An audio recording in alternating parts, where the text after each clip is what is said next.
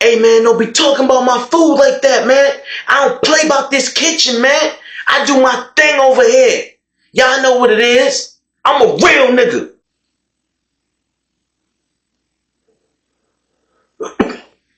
What up, what up, what up? We are back. Who am I? Jersey Street Corner, and this is the Prison Talk Show, people. So let's get into it. Hold up. I know. Some of y'all are probably looking at me like I'm crazy. Some of y'all are probably looking like, why the hell he's sitting around in his studio with a vest on? I'm going to tell you why. Because lately, there's been a lot of real niggas in the comment boxes. I seen a couple of real niggas around the corner looked a little shady too, if you know what I mean. So, just in case your boy Corner got the vest on, I don't want to get caught lacking. These real niggas, they gonna come for me in the comment box. They might just come for me in real life. But y'all rock with me, y'all. Y'all keep on rocking with me, because I got plenty of these stories. I done seen a lot of crazy things, y'all. And it's gonna take a little bit of time, but eventually you guys will be very familiar with my life in prison. Alright, y'all. Let's get it. Now, this story today is going to be about another chef. Yeah, he was a chef up north. This guy's name was Troy. He was fat, black, ugly as ever. However, he could cook his ass off. Did his thing in that kitchen. Oh yeah, everybody in the prison was just rocking with him, because he was a real nigga. Now, Troy had two menus, and they were pretty cool. I liked his menus. One menu, the first menu, was the secret mess hall menu, and that consists of all fried foods. And we'll get to that. And the second was, he had a menu just of special sandwiches. Like, you know how you go to a food truck and you get those fat sandwiches, like Fat Tony and the Fat Gonzo and all that shit? Well, he had a whole list of sandwiches. He had the fat inmate, the fat, I forget most of the names, but the fat inmate was the funniest to me. And especially since he was fat as hell himself. Anyway, you know they say fat people could cook. They ain't get that way by not knowing how to cook. And that's just rude if you say fat people eat anything. I don't believe that. Fat people have standards. They ain't gonna eat it if it's nasty. Anyway. So, back to the first list. Now, that list consists of fried chicken, mainly wings and legs. It was hard for them to get them breasts. Thighs every now and then, but mainly wings and legs. You had some French fries. He used to fry up some vegetables. He would bread and fry up. Anything possible that could get fried, he would do it. Now, I know y'all saying like, well, why is that special? We did not get fried food in prison. Never. Not on a good day. Definitely not on a bad day. Fried food, it wasn't illegal or nothing like that. I guess it was just too much effort for somebody to actually fry it, cool it off, and serve it. And maybe they just didn't want inmates around the hot oil. I don't know. But it's a kitchen. So where there's a will, there's a way. There's oil. There's no deep fryers. But there's plenty of pots. And that's what old boy used. He'd get one of them big old pots, fill it up with a gallon or two of oil, and he just get the frying. He takes orders that are prepaid before mess hall. So he only does this at dinner, not lunch, because there's too many people watching. But dinner time is a little bit more laid back. And he takes his list, find out how many pieces of chicken he need for the night, and he get the frying on the low. Now I know y'all like, they don't smell that fried chicken. Yeah, the COs smell it, but guess what? Guess who first in line for that fried leg or that fried wing? Oh, you ain't just rocking like that in the mess hall. You got slide the COs a plate. They gotta get theirs too. Yeah. If you gonna get paid, they gotta get paid. Whether cash or food. One or the other, something gotta give. So you got probably like two COs watching the mess hall for lunch, two watching them for dinner. And you go ahead on over there, like, slide them that tray on the low before mess hall even start. They getting theirs from the rip while it's piping hot.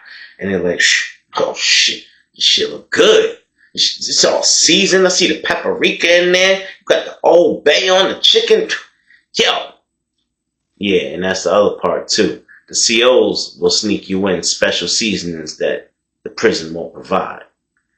You lucky if they're giving you salt and pepper in prison.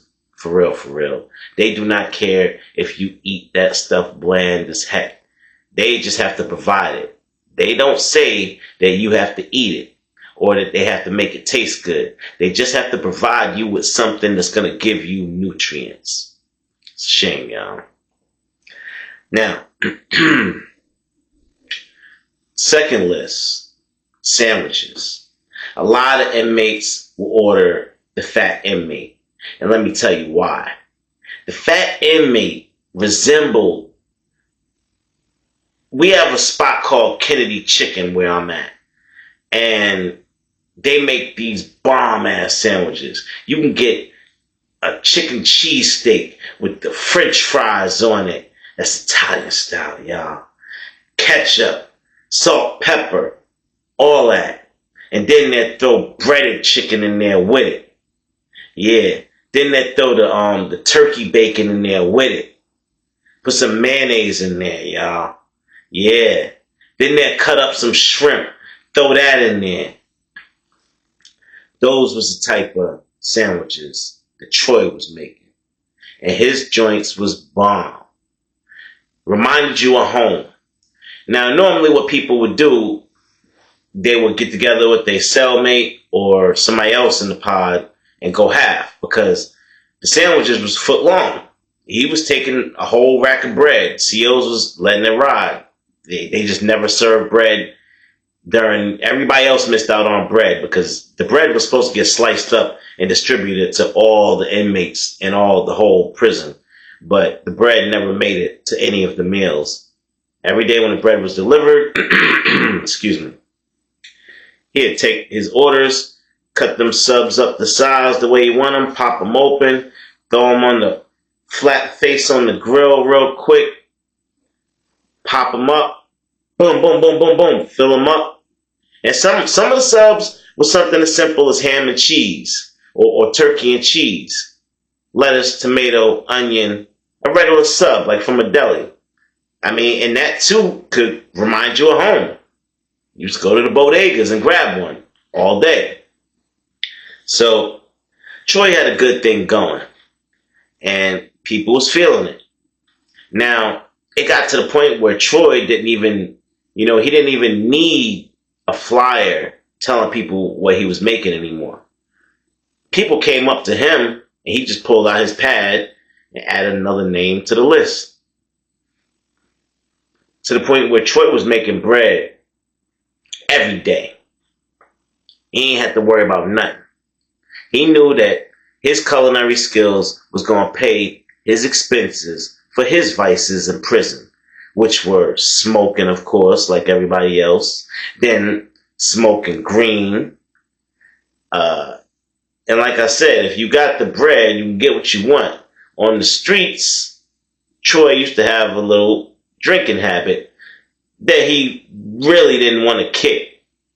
Maybe not so much that he didn't want to kick it, but it's hard to kick it, just like anything else. So he would order Bacardi Limon nips. That way it was, something hard, but it was something light. If you feel me, like the COs wouldn't really bat an eye too much if they smelled the lemon coming off of his breath, as they would if they smelled straight up alcohol. But anyway, he only did that at night when he was going to sleep. Because Troy was up there chefing his ass off. He couldn't be drunk in that kitchen. He made miracles happen in that kitchen. Now, one time when Troy was back there in the kitchen, he caught one of the guys in the kitchen dozing off over a pot of greens. Like literally drooling, about to fall face first in the hot pot of greens. And he grabbed him. He grabbed him by his collar. And from what I'm told, he smacked the shit out of dude. Get your ass out my kitchen. He's like, hey man, what you doing, man? You can't do that, man. You don't run shit around here. Get your ass out. You don't, CO. And they said Troy walked his big ass over to the gate with the dude running from him and told the CO, get this fool out my kitchen. And the CO, he opened that gate and let that dude up out of there. And dude was fired. Troy told him, he's like, the next person y'all send over here that got a drug problem is going to be a problem. Dude was falling asleep over food, y'all, drooling in the greens. Like, you know how long greens take to get soft and ready? Them joints is probably almost ready. And he over there drooling in them. I don't know what happened to those greens, y'all. I do not know what happened to those greens. But I don't know. A word is they hit the block. But you ain't heard that from me. I ain't one to gossip. Now, the process was prepaid. Meaning, for one, if you didn't have access to a Cash App account, you wasn't getting none of that special food. Period. Unless, so this is what some people did. Now, it's not like everybody in the prison was ordering food from Troy because they either A, couldn't afford it, or B, didn't have access. But what a lot of jokers did that didn't have access to Cash App, but they had access to cash, they would trade commissary to somebody with access to Cash App to buy it for them. So it's just like, hopefully, if you don't got access, your cellmate do. And, he planned on ordering anyway. So it was like, oh, yeah. Yo, order me a sandwich and I'll buy you X, Y, and Z on commissary. Or I'll give it to you right now if it's something you want that I got right now, or whatever. And that was cool. That was real cool. Everybody happy. Now, like I said, the orders are prepaid. Meaning, you're going to put your order in the night before you want the sandwich or you want the fried food. And, that's how it's going to get approved. Troy would normally send you a message back on Cash App if anybody checked it, which most people didn't. They just sent the money over and knew they was good and gave the phone back. Everybody ain't have a phone. So you got to find, that's another part. You got to find somebody with a phone, send the Cash App, all that. So it's a real strategic operation. Takes a lot to crack down. Anyway, he would normally send back a heart or thumbs up or some kind of message on Cash App to let you know that he received the bread. Now, if you didn't get a thumbs up or a heart back, that probably mean that he didn't get your money. But like I said, nobody checks those messages. So this one dude swear he paid for some fried chicken. He said he paid extra because he wanted 2 legs and 2 wings. Now, Troy charging $5 a piece for the fried chicken. Oh, it ain't cheap. But I got it before, and it was slamming, y'all. I gotta admit, it was slamming. Dude paid $20 expecting 4 pieces of chicken. When he got up to the line, Troy, he plopped that goulash on his plate. And dude look at him like, hey man, what's this? What's this, man? He like, hey, what you mean? Your Cash App did not go through.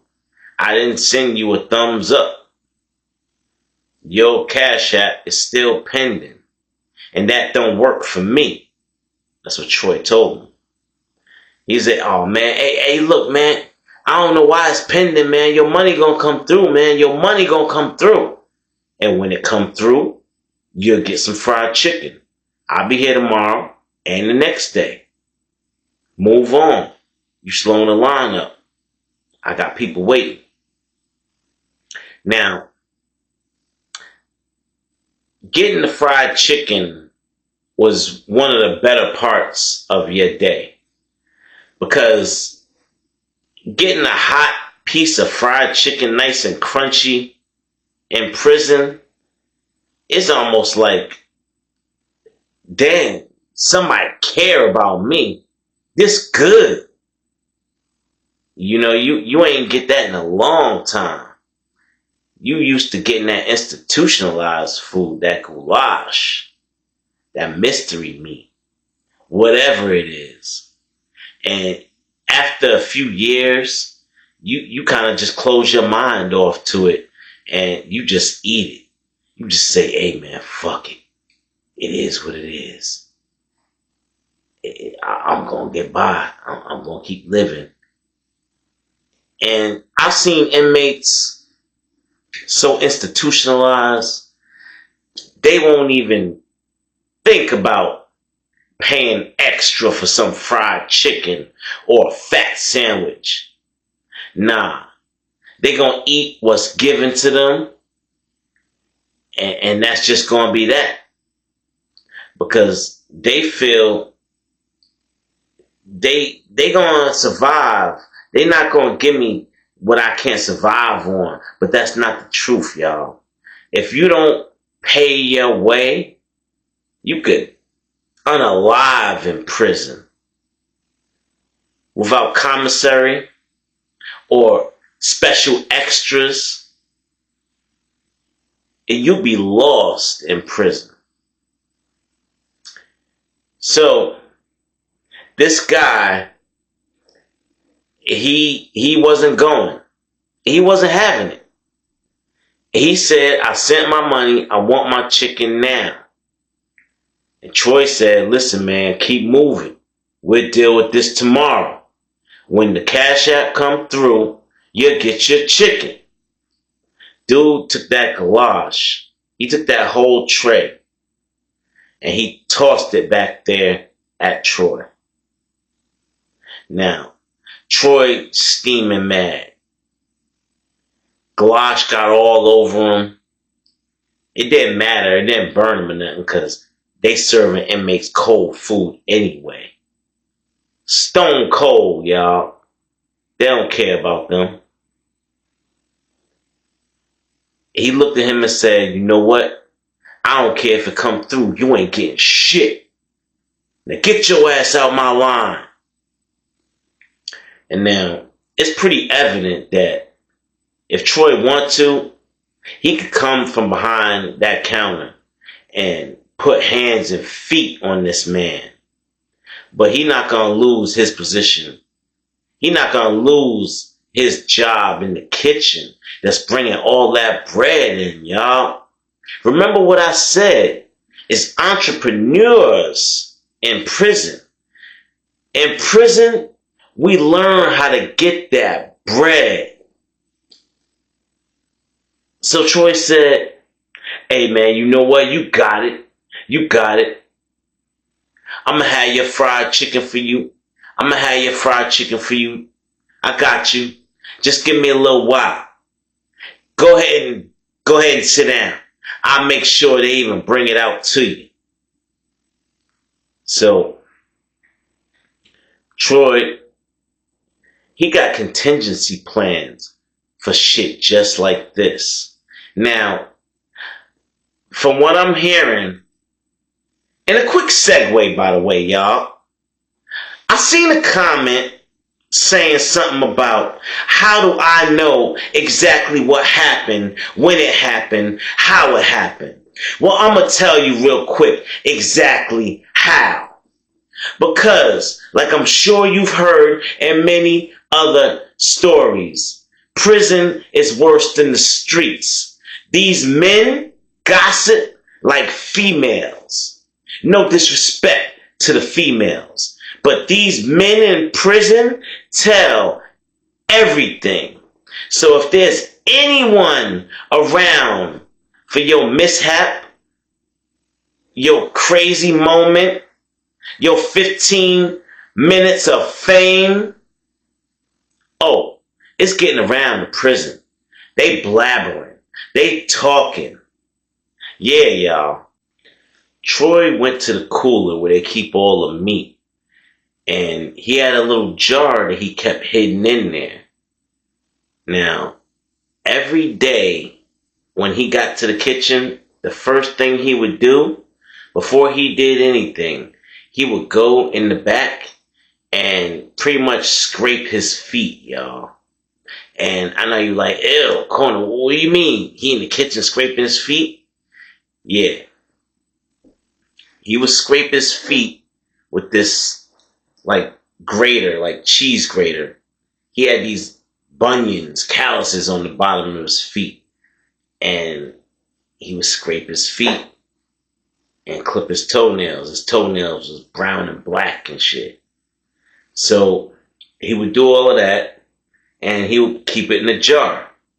Now, I know y'all like, ew, and you ate some of that fried chicken on one of them sandwiches? Hear me out, y'all. He wasn't cooking on the steps, first of all, and he thoroughly washed his hands. The dude believed in hygiene. He thoroughly washed his hands, cleaned his fingernails with soap, dug it in the soap, all that.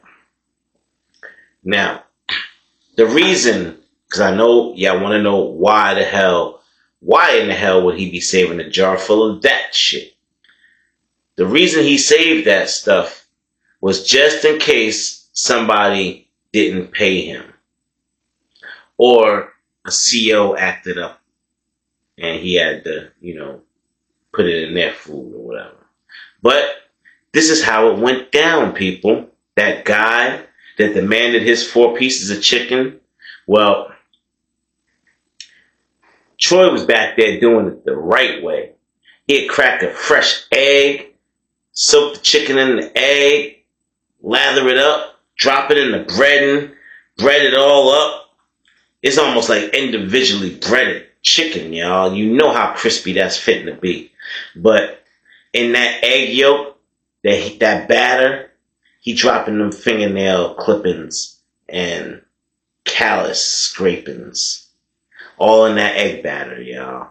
And he whip it up, drop that chicken in there, that bread, boom, right in the frying pan. Or the pot, rather. 15 minutes later, old boy had his 4 pieces of chicken. And he never knew the difference. He ate all 4 pieces down to the bone, never knowing he just ingested Troy's callous skin and dirty fingernails, or toenails rather. I told y'all, people, the stories can only get more and more diabolical. Y'all stay tuned. Keep in tune with your boy, and y'all gonna find out what prison is really like. Don't listen to none of these guys that's telling you Jay Corner ain't telling you the truth. I'm telling you the truth. Whether or not you can accept and believe it, that's a whole nother story. But until then, this is the Jersey Street Corner Prison Talk Show. I am your boy, Jersey Street Corner, and I'm out.